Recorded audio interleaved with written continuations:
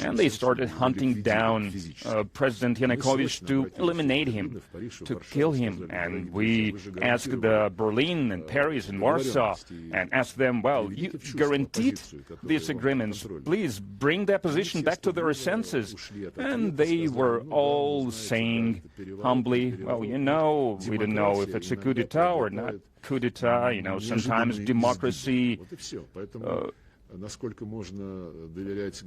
looks like this. So this is answering the question to the extent we can trust former President Steinmeier. So we are not imposing ourselves on the Europeans, and answer by President Putin must be considered in this regard. We are open for negotiations, but we are not going to run after them, to beg them for these talks, especially since their background is negative, their ability to negotiate, to come to any agreements is negative. They had a chance, both in February 2013, they had a chance to resolve this crisis, and in February 2013 the agreement was violated and a coup d'etat took place, and then in February 2015 the Minsk Accords were signed, and in both cases Europeans were guarantors of these agreements, and they failed as guarantors and as good faith mediators.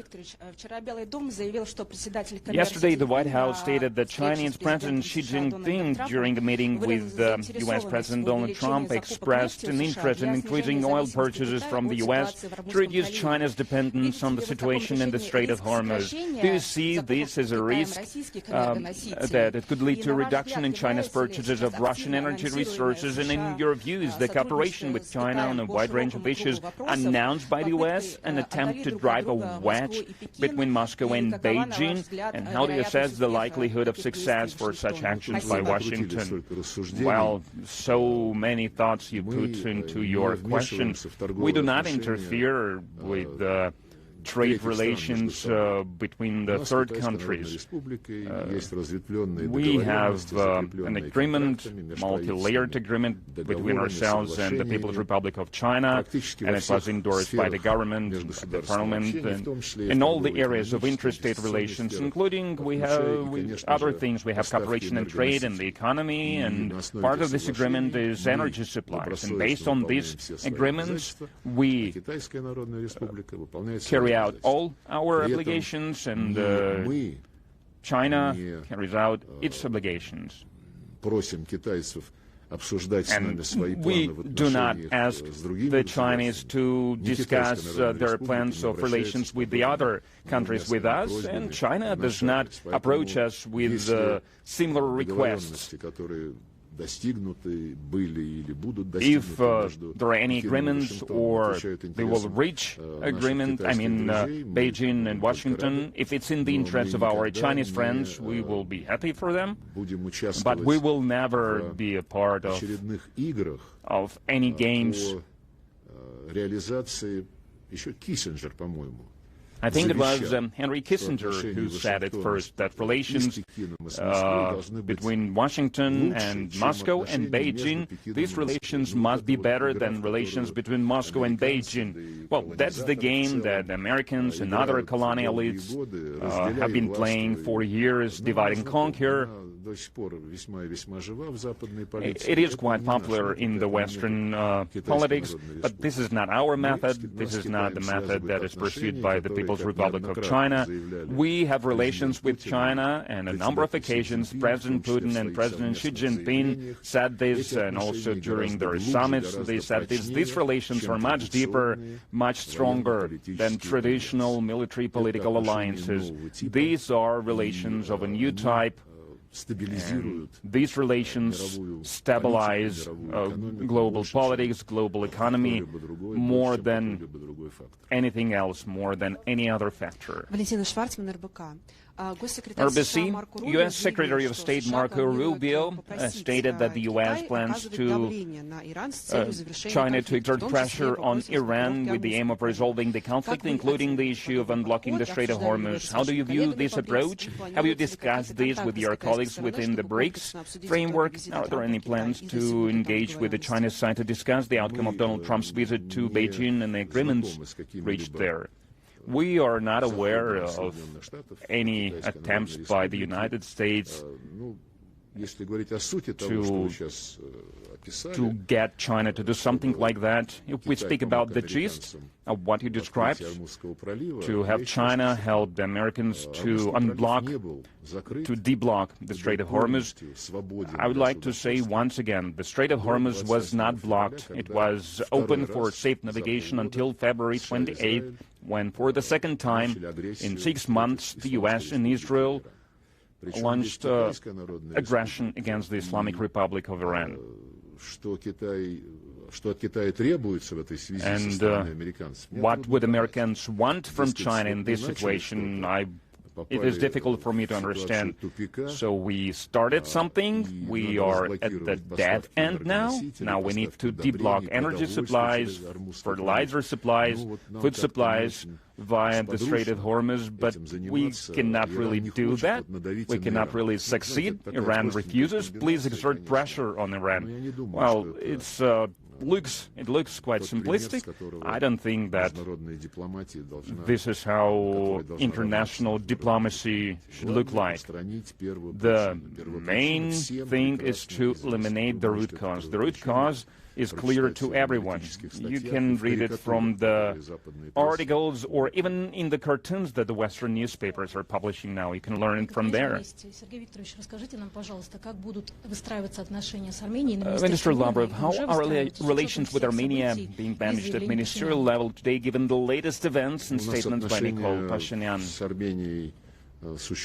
Well, we have existing relations with Armenia, and these relations are close. These are allied relations, but they're also difficult at the same time, considering how the West is trying to pull Armenia, as well as some other CIS members. They are trying to pull it into their sphere of influence to make it break the beneficial trade, investment, and economic ties with their CIS partners or Eurasian Economic Union partners. On April 1st, when President Putin received Prime Minister Pashinyan at the Kremlin, he said it bluntly: we will respect any choice that our Armenian friends would make, but at the same time we need to understand that within the Eurasian Economic Union we cannot continue cooperating if Armenia, as they declare at the top level, if Armenia will be put on the path of joining the European Union, because the trade regimes and many other things, they exclude each other. You cannot be a part of both organizations.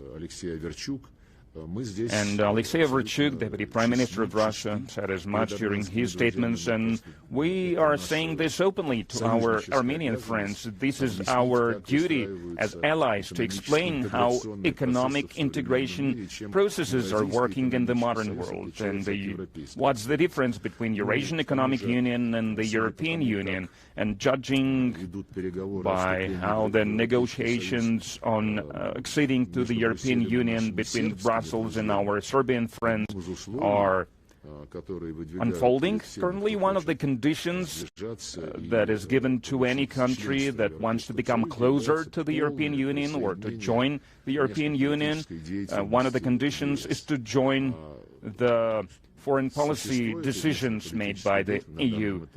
And at the current stage, the EU's foreign policy is blatant Russophobia. And I believe that our Armenian counterpart also know this, and they will take this into consideration. And I have good personal relations, good contacts with my Armenian counterpart, Minister Mirzoyan. We maintain contact mostly by phone. We had a CIS ministerial meeting, and Armenia was represented by the deputy minister, but I also know him well. And he was an active part of the discussion to prepare the final documents of that summit. So I think we will have a good chance to discuss the issues we are facing because of the European Union insisting on pulling Armenia into its orbit of influence. And it's happening at the risk of those benefits that Armenia enjoys being part of the Eurasian Economic Union. We will have a chance to discuss all these matters, all these issues later in May, during the last week of May, when the Supreme Eurasian Economic Union Council will hold its summit in Kazakhstan. But from what I heard, Prime Minister Pashinyan mentioned that he's too busy with his election campaign and he will not be able to attend this summit of the Eurasian Economic Union. Well, that would be really sad, because that would be a good opportunity to discuss all the things, all the matters that are being floated currently. Good afternoon, Minister Lavrov, RT France.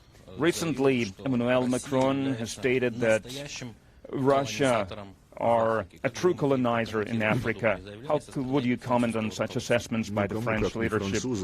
Well, the French should know how real colonialism look like and how real colonizers look like.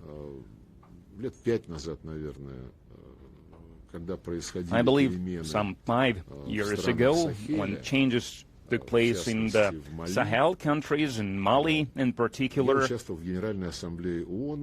I was at the UN General Assembly, and on the sidelines of UN General Assembly, there are always a lot of bilateral meetings, and I had a meeting with Josep Borrell.